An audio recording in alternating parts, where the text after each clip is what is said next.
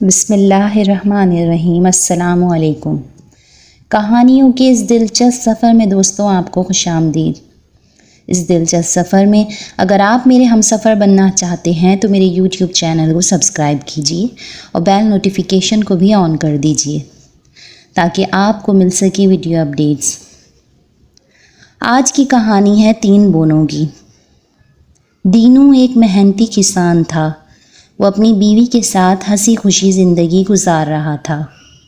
ان کی زندگی میں سوائے اولاد کے کسی چیز کی کمی نہیں تھی۔ دینو کو اولاد کی بہت خواہش تھی۔ آخر بڑی دعاؤں کے بعد ان کی مراد پوری ہوئی اور اللہ نے انہیں ایک بیٹا دیا، مگر دونوں میاں بیوی اسے دیکھ کر حیران ہو گئے۔ بچہ بہت ہی چھوٹا سا تھا، ایک چھوٹی سی گڑیا کے برابر۔ جس نے بھی بچے کو دیکھا تو یہی کہا کہ بچہ بونا ہے، اس کا قد زیادہ سے زیادہ 2 فٹ تک بڑھ سکے گا اور بس۔ دینو بہت مایوس ہوا اور اس نے بچے کا نام آنا رکھ دیا۔ آنا واقعی بہت آہستہ آہستہ بڑا ہونا شروع ہوا۔ کچھ عرصے بعد دینو کے گھر میں ایک اور بچے کی آمد ہوئی، لیکن وہ بھی پہلے کی طرح بونا نکلا۔ دینو نے بجائے اللہ کا شکر ادا کرنے کے اپنی قسمت کو کوسنا شروع کر دیا اور چڑھ کر دوسرے بیٹے کا نام دوانا رکھ دیا۔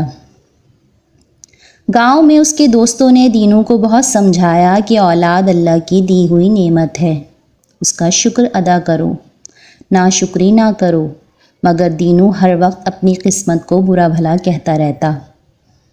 اسے فکر تھی کہ جب یہ بوڑھا ہو جائے گا تو اس کے کھیتوں میں ہل کون چلائے گا، بوئی کون کرے گا اور فصل کون کاٹے گا، یہ بونے بچے بھلا کیا کام کریں گے۔ وہ اسی فکر میں تھا کہ اللہ نے اسے تیسرا بیٹا دیا، وہ بھی اپنے بھائیوں کی طرح بونا تھا۔ دینو نے اپنا سر پیٹ لیا اور کئی دن تک وہ گھر سے باہر نہیں نکلا۔ وہ اس قدر چڑچڑا ہو گیا تھا کہ کسی سے بات بھی نہیں کرتا تھا۔ غصے میں آ کے اس نے اپنے تیسرے بیٹے کا نام کھوٹا آنا رکھ دیا۔ وقت گزرتا گیا اور یہ تینوں آنا، دوانا اور کھوٹا آنا جوان ہو گئے۔ تینوں 3 فٹ کے تھے۔ ان کے قد تو نہ بڑھ سکے، مگر اپنی شرارتوں میں، ذہانت میں اور بے باکی میں وہ تینوں یکتا تھے۔ وہ اپنے باپ کا ہاتھ بھی بٹاتے تھے، کھیتوں میں چوکیداری بھی کرتے تھے، مگر دینو کسان ان سے خوش نہیں تھا۔ اسے تو رہ رہ کر یہی خیال آتا تھا کہ کاش یہ بچے معمول کے مطابق قد میں پورے اور کڑیل جوان ہوتے۔ تینوں بونوں میں ایک ایک خصوصیت بھی تھی۔ آنا جانوروں کی آوازیں بڑی عمدہ نکالتا تھا اور ان کی بولی بھی سمجھتا اور بولتا تھا۔ دوانا تیر اندازی میں ماہر تھا اور آنکھ بند کر کے نشانے پر تیر مارتا تھا۔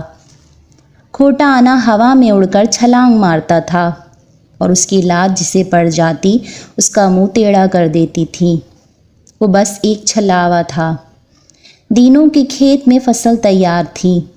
اس نے فصل کٹوا کر منڈی میں بیچ دی اور خوشی خوشی رقم لے کر گھر آ گیا۔ 4 ڈاکو دینوں کی طاق میں تھے۔ انہوں نے رات کو کسان کے گھر میں ڈاکہ ڈالنے کا پروگرام بنایا اور آدھی رات کو کسان کے گھر میں داخل ہو گئے۔ کسان اور اس کی بیوی سو رہے تھے کہ ڈاکوؤں نے انہیں لات مار کر اٹھا دیا۔ دونوں نے جب ڈاکوؤں کو سامنے پایا تو بہت گھبرائے۔ ایک ڈاکو بولا، نکالو وہ ساری رقم جو آج تم منڈی سے لائے ہو۔ دینو نے کہا، بھائیوں، میں بڑا غریب آدمی ہوں، اسی رقم سے پورا سال گزارا کرنا ہے، یہ ظلم نہ کرو۔ لیکن ڈاکو تو پھر ڈاکو تھے، انہوں نے کسان کو مارنا شروع کر دیا۔ تینوں بھائی یعنی آنا، دوانا اور کھوٹا آنا یہ منظر چھپ کر دیکھ رہے تھے۔ آنا کسان کی چھتری میں چھپا ہوا تھا۔ دوانا ایک بالٹی کو الٹی کر کے اس کے اندر بیٹھا تھا۔ کھوٹا آنا اوپر مچان پہ رکھے گدوں اور تکیوں کے درمیان گھسا بیٹھا تھا۔ ایک ڈاکو کے ہاتھ میں بڑی سی بندوق تھی۔ اس نے بندوق کسان کی طرف تان رکھی تھی اور وہ ڈاکو برابر رقم کا مطالبہ کر رہے تھے۔ سب سے پہلے دو آنا نے بالٹی کو اندر سے بجایا۔ ایک ڈاکو بولا، یہ کیسی آواز تھی؟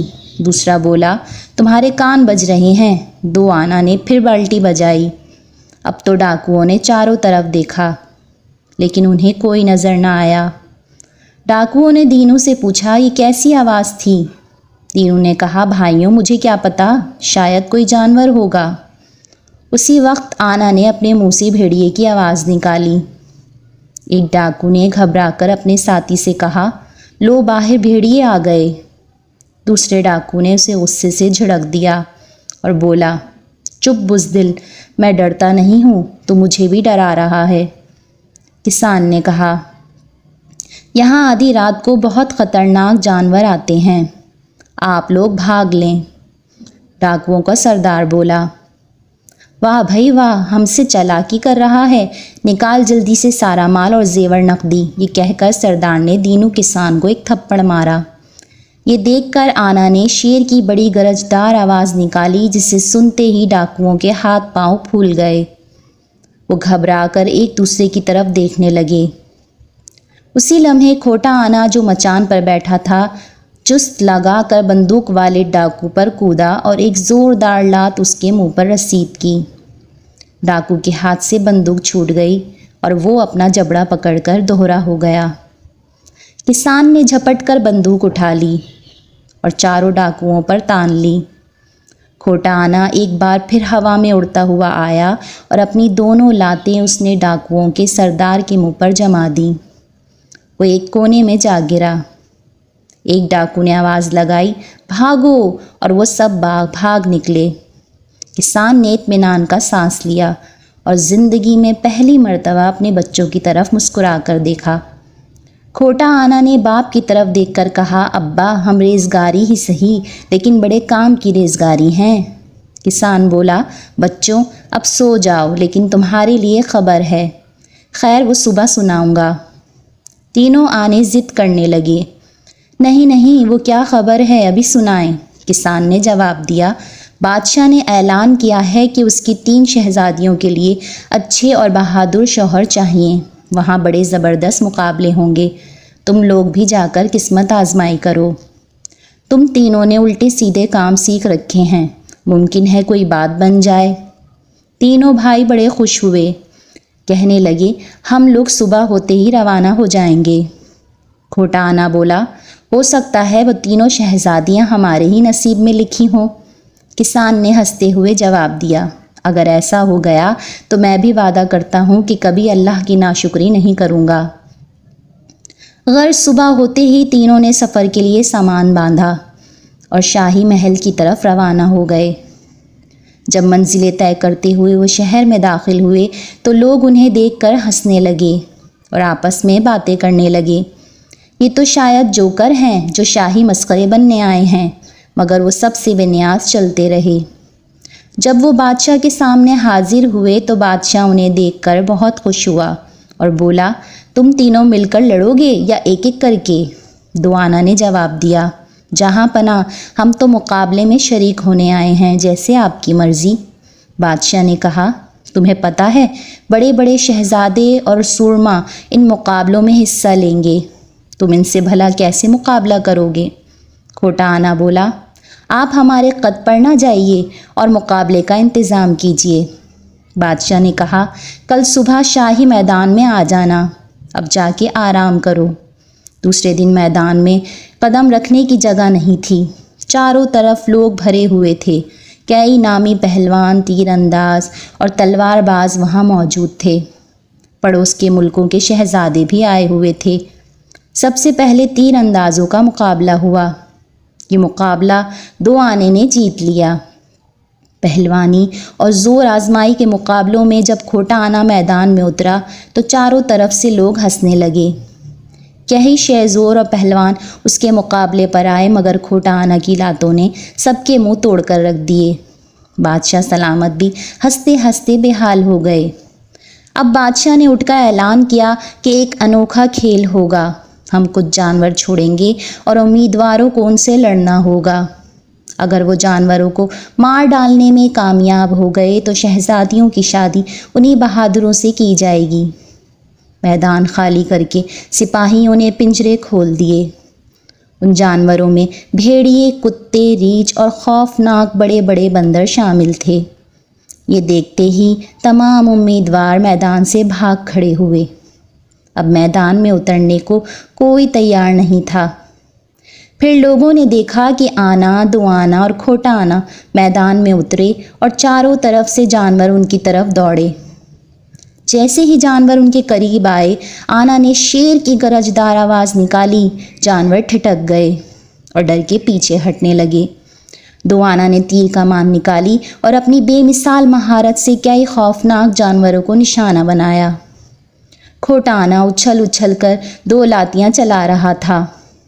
تھوڑی ہی دیر بعد میدان میں جانوروں کی لاشیں بکھری پڑی تھیں۔ بادشاہ نے تینوں بونوں کی جیت کا اعلان کیا اور ان تینوں کے ساتھ تینوں شہزادیوں کا نکاح کر دیا۔ پھر شاہی پالکی میں سے تینوں شہزادیاں باہر نکلیں۔